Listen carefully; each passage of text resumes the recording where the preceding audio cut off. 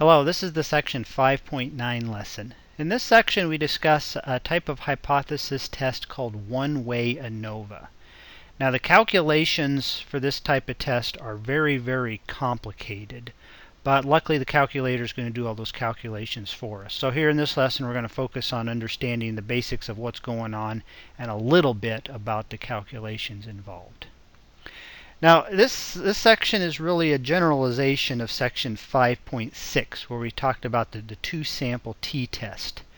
And remember what we did with the purpose of a two-sample t-test was to test a claim regarding the means of two independent populations where we have a null hypothesis of this form. So in that type of test we had two independent populations and we were comparing the means of those two populations.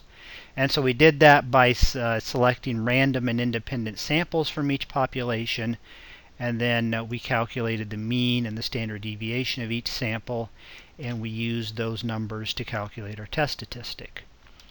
This section, 5.9, is we're going to basically generalize that idea. We're not going to restrict ourselves to just two populations.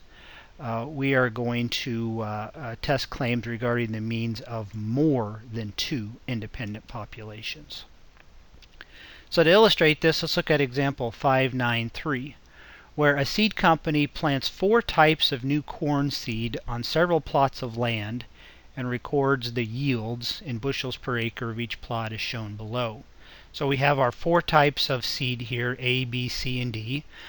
We plant A on one plot and it yields 68.88 bushels per acre. Plant on another plot, it yields 59.8 bushels per acre. Third plot, 65.57. We plot type B on 4 different plots of land, and there are the yields for each of those plots. And then type C on 3 different plots, type D on 4 different plots, so on and so forth. And so what we want to do here is test the claim that the 4 types of seed produce the same mean yield. So let's make a couple of observations here about what's going on. First of all, we really have 4 independent populations that we want to compare. The first population is all plots planted with type A. The second is all plots planted with type B, and then type C and type D. Well, we're not interested in just these 3 plots planted with type A and just these 4 planted with type B, and so on and so forth. We're really interested in these 4 different populations. We want to compare the means of these 4 different populations. So really this is a claim about the means, the equality of the means of 4 different populations. Now our data here, each row is a sample from a population. So this right here is a sample of 3 members of this first population. This is a sample of 4 members from that population, a sample of size 3 and a sample of size 4. So that's our data. Our data come from samples of each of those different populations. Okay. So let's start setting up our hypothesis test. The first step is to define the parameters. Now we have 4 different populations here. We're making a claim about the means of those 4 populations, so our parameters are going to be the means of those 4 different populations. So first one, mu1, is the mean yield of all plots planted with type A. Mu2 is the mean yield of all plots with type B, and then type C and type D. Notice that in all these definitions we use the words all there. It's because we're making claims about the large populations of all these plots planted with the different types of seeds. Next step is to state our hypotheses. Now our null hypothesis, as always, is a statement of the status quo. It's what we might expect to be true if we didn't have any data indicate otherwise. And we might expect that these 4 types to be the same. And so that's going to be our null hypothesis. In mathematical notation, that's the statement that mu1 equals mu2 equals mu3 equals mu4. Now that's really the same as our claim, just in mathematical notation. Remember, the claim is that these 4 different types produce the same mean yield. The alternative hypothesis is going to be the opposite of the null hypothesis, and it's the statement that at least one of the means is different than the others. Maybe all 4 of them are different, maybe 3 of them are different, 1 is the same, maybe 2 are different from the others. A lot of possibilities. But again, the alternative is that at least one of those means is different than the others. Okay. Now the next step is to calculate our test statistic. And as mentioned earlier, these calculations are very, very, very complicated. So we're not going to do them by hand, but let's talk about the basics of what's going on here.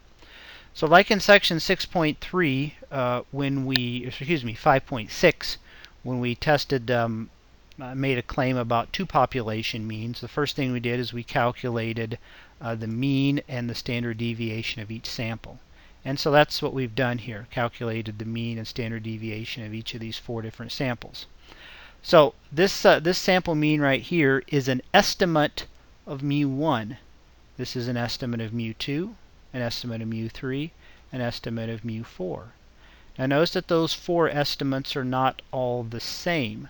The fact that there's some difference there we refer to as variation between the samples. So the fact that there's some variation between the samples would maybe cause us to want to reject the null hypothesis that all 4 sample means are equal. But whenever we look at sample means, we also got to look at sample standard deviations. Now remember, a standard deviation is a measure of how much variation there is within the sample. It's a measure of how spread out these numbers are. And notice that some of these standard deviations here are rather small. That one's only 2, that one's only 3, but some of them are quite a bit large. So the fact that this is a small standard deviation means that this is probably a pretty good estimate of mu4. However, this is a fairly large standard deviation, so that means that this might not be such a good estimate of mu3. And so the point here is that we have to take into account the variation within each sample. Exactly how we do that is rather complicated. Again, the basic idea here behind this test is that we're going to compare the variation between the sample means to the variation within each sample. And this test is called analysis of variance, or ANOVA for short. Now, ANOVA is kind of a generic term, and the specific type of test that we're doing here is what's called one-way ANOVA. Okay. And our test statistic, and the basic idea here, is that we're going to take the variance between the samples and divide it by the variance within the samples.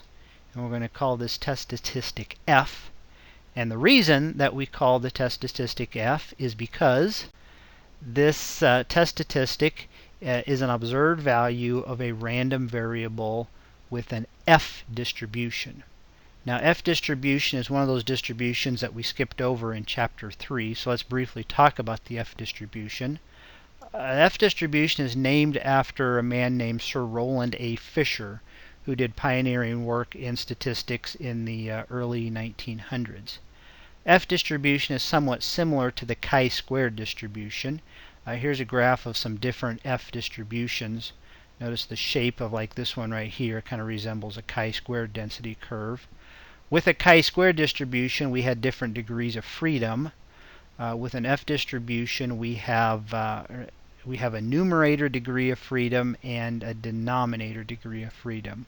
So F distribution is more complicated than a chi-squared distribution. But luckily, the calculator is going to do all the calculations for us, so we don't have to worry about those complicating factors. Now, before we get to work on the calculator, let's talk about the requirements for this one-way ANOVA. There's 3 of them. First of all, the populations are normally distributed. That's a requirement that we've seen frequently before.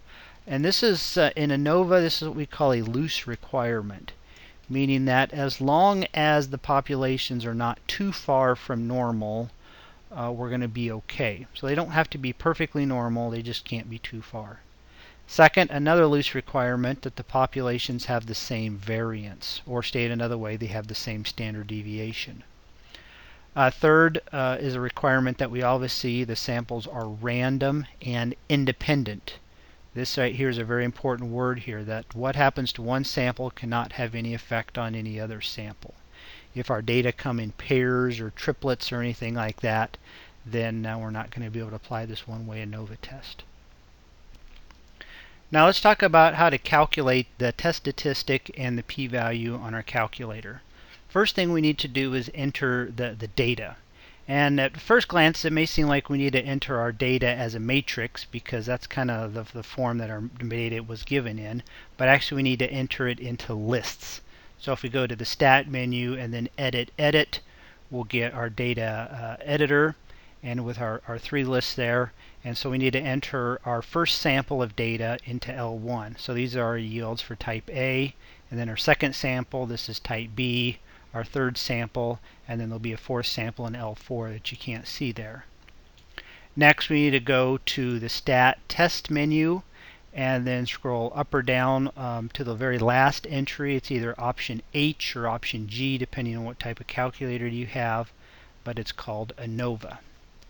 Now, if you press Enter, that will paste this ANOVA command at your blank home screen.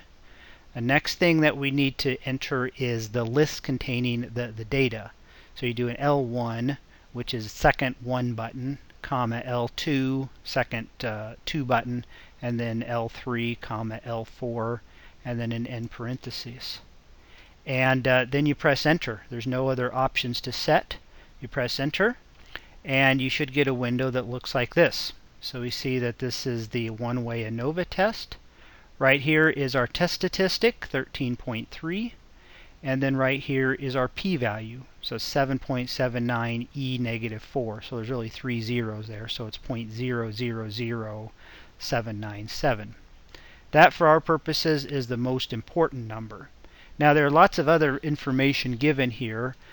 There's factors. DF stands for degrees of freedom. SS is sum squares. MS is mean squares. And then if you scroll down, you'll see some more options, some more outputs. Error, degrees of freedom, sum squares, mean squares. These degrees of freedom are like the number of degrees of freedom for our F distribution density curve. This p-value is an area underneath that particular F distribution density curve to the right of our test statistic. These sums of squares and mean squares and SXP, those are explained in the textbook.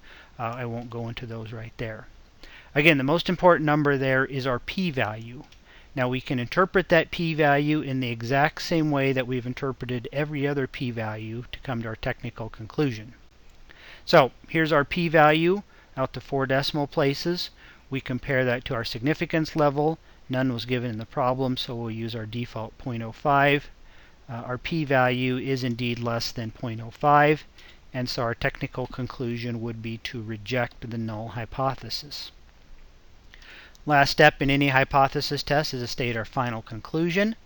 So the null hypothesis was the same as the claim, and so if we're rejecting the null hypothesis, we're really rejecting the claim. And so the final conclusion is that the data do not support the claim of equal population means. So what that means in even less technical terms is that there appears to be a statistically significant difference between the 4 types of seeds. So they don't all produce the exact same mean yield. They appear to produce different yields. Now, the next question you might ask is, well, which type is different than the other? And that's a whole other issue altogether. We can't determine which one or which ones are different based off the results from this ANOVA test. In the book, we do talk about one method for determining which one is different, but we won't go into that here. So that's all there is to doing one-way ANOVA. I'll let the calculator do most of the work.